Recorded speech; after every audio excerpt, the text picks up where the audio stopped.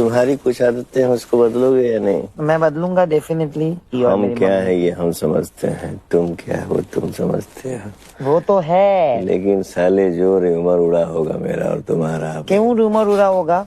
आप बोलते हो ना इसलिए, और वो लोग ऐसे सोचेंगे। सबको यही वार्तालाप कर रहा होगा बाहर की, पवन जी इधर देखो। बस मुझे पता है, वो नहीं चाहिए मुझे वो वार्तालाप। आप पावर स्टार, आप तो निकल लोगे। बट ये तुम्हारा सॉफ्ट हो गया है यहाँ इस घर में। आप थोड़ा यूज करा कीजिए ये रेजर वेजर ना चला के। कौन करता है ऐसे? बाप रे बाप।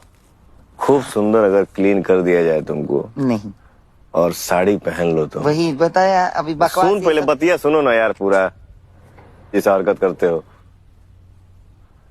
बढ़िया से काजल लगा के। बिल्कुल भी नहीं, मुझे लड़की बनने का बिल्कुल शौक नहीं है। और एक जो आप कंफ्यूज हो रहे हो। एक बिंदी अगर यहाँ सटा ना, हाँ। ओहो हो क्या क्या लगोगे? अगले जन्म मोहे बिटिया ही की, जो अगले जन्म की बात अगले जन्म करेंगे।